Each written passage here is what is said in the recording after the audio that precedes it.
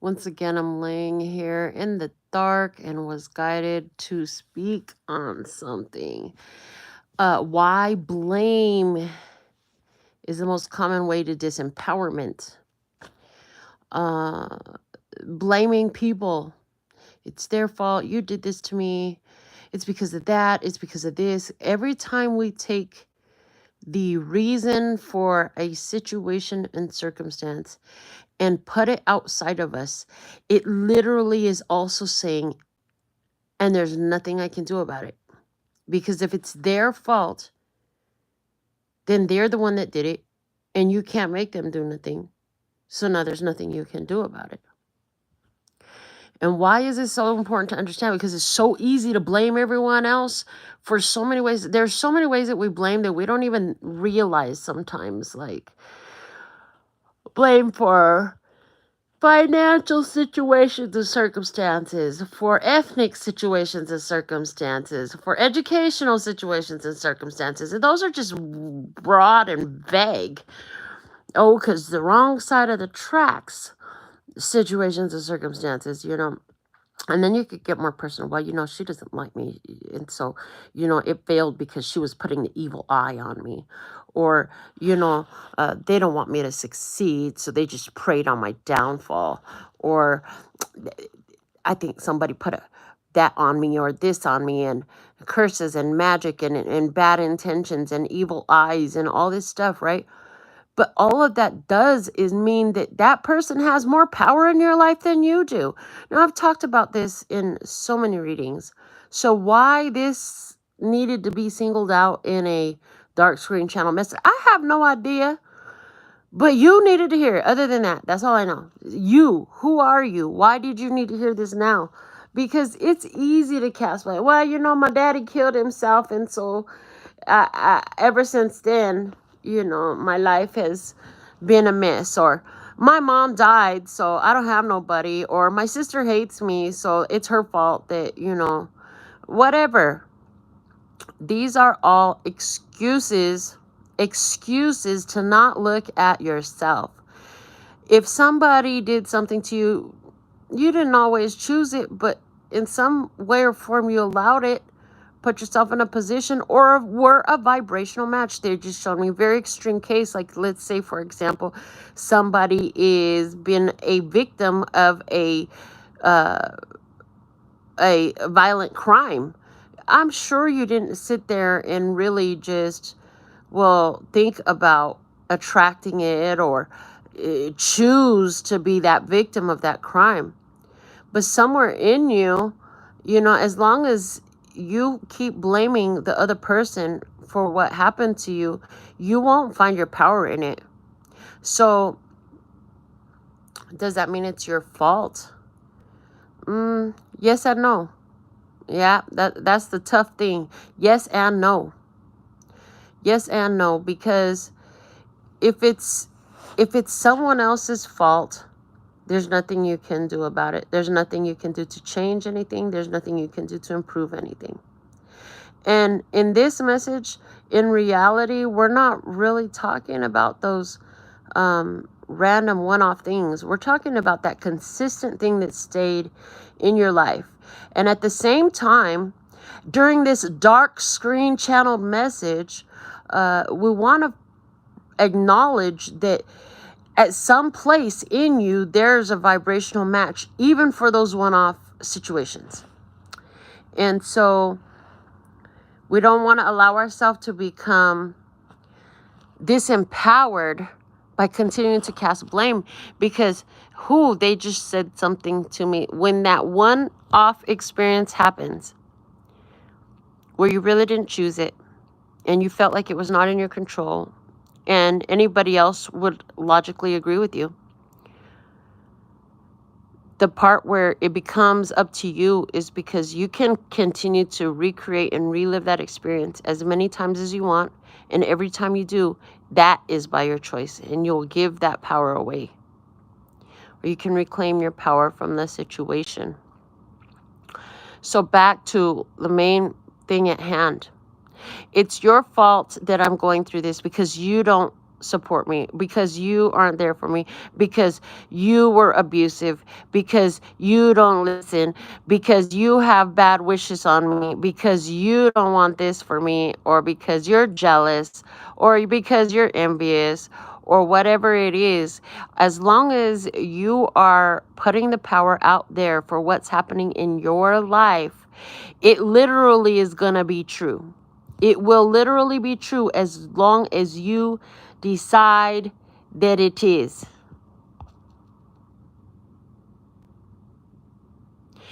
You have the power to decide and declare in your life. And when you do that, all of the energy of all of the universe and every one of your atoms and cells is listening to that dictation.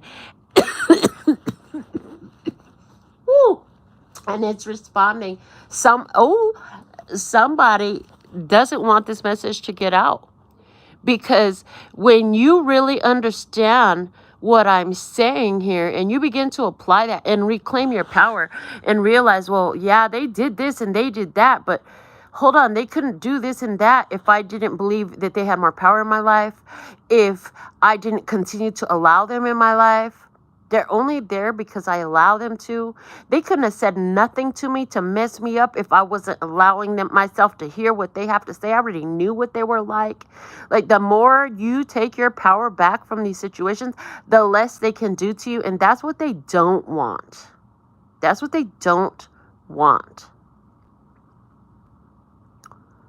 So somebody doesn't want you to hear this message.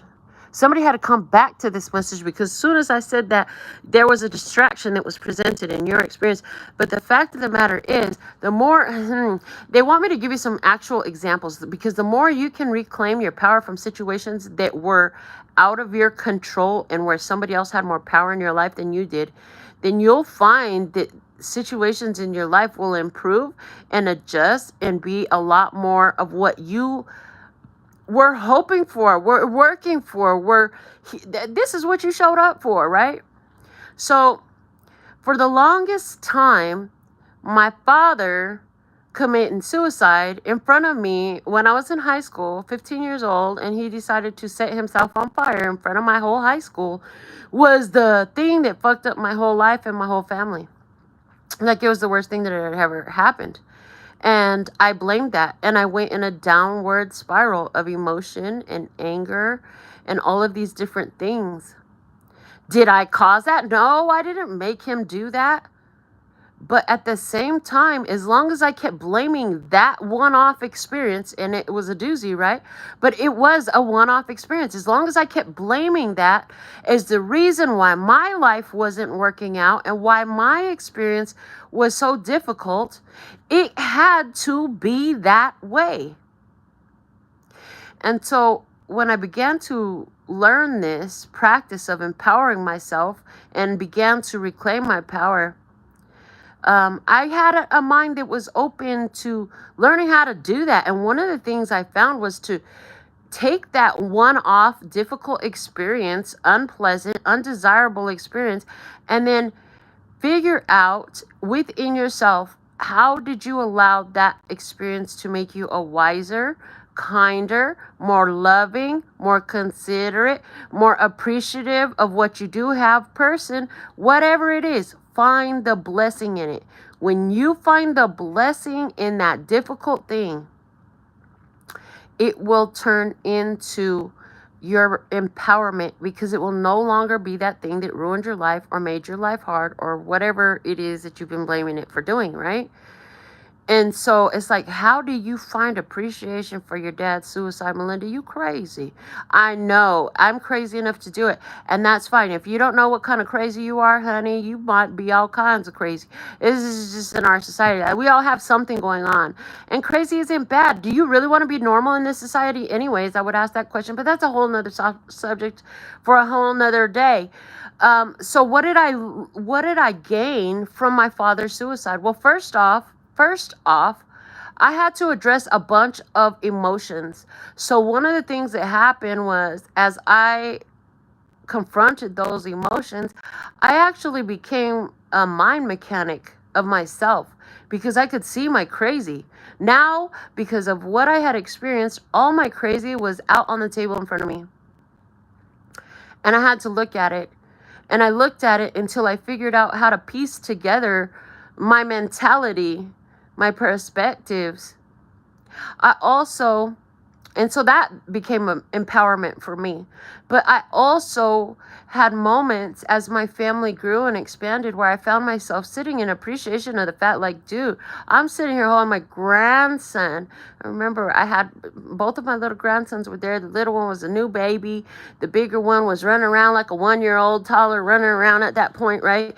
And I just remember having my heart overwhelmed and filled with gratitude, because the fact that my dad was never there to meet my grandchildren, and he wasn't even there to see me become an adult, made me really appreciative of life, that I chose to keep living. I didn't give up. Like, so thanks, Dad, for showing me how much it hurts to have a parent that calls it quits on life and lets you figure it out by your damn self. So all that did was make me want to be here for my kid. And I'm proud to say that I've been here almost twice as long for her as he was for me. And so that's another way that I found empowerment out of it.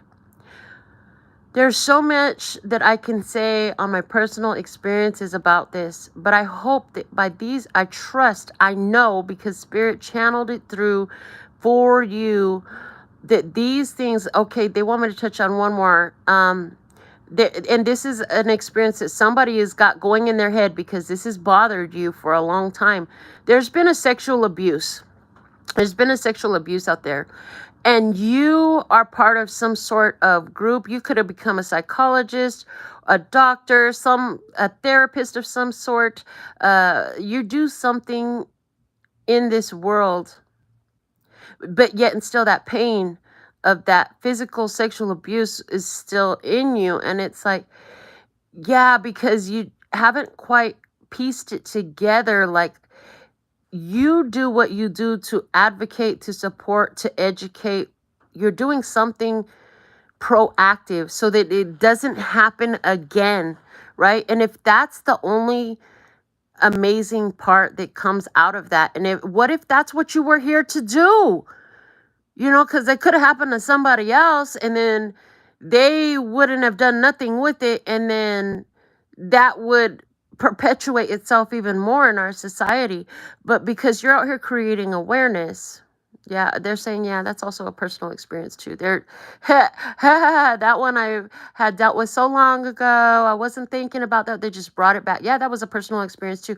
So after being sexually violated as a child, they just brought it back to mind. Like, I had a little girl. She's all grown up, a mother now, clearly. But when she was a little girl, I educated her on her body. And I talked to her and her girlfriends about predators, sexual predators.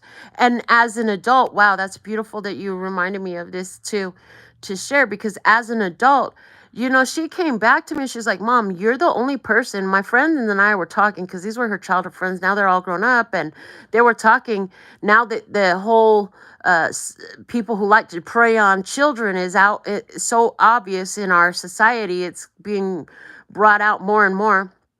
She said, Mom, you're the only one that ever told us about all of that was going on. They never told us anything. She said, we never even heard the word pedophile until you told us. Nobody taught us at school. Nobody else told us but you.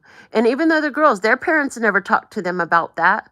You know, so if that sexual abuse and violation that I dealt with as a young person equal these children being better prepared, these young ladies being equipped with information because I was an advocate, then that's a blessing.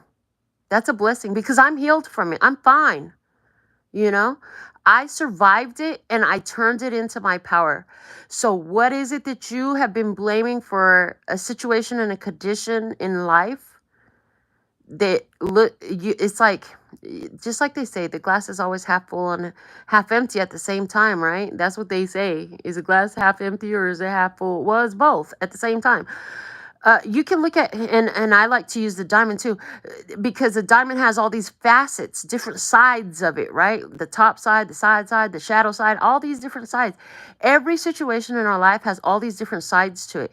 We would do ourselves a huge favor to become better, especially when it's difficult situations and circumstances that we're holding on to in our energetic field, to take a step back from it and look at it from all the different sides.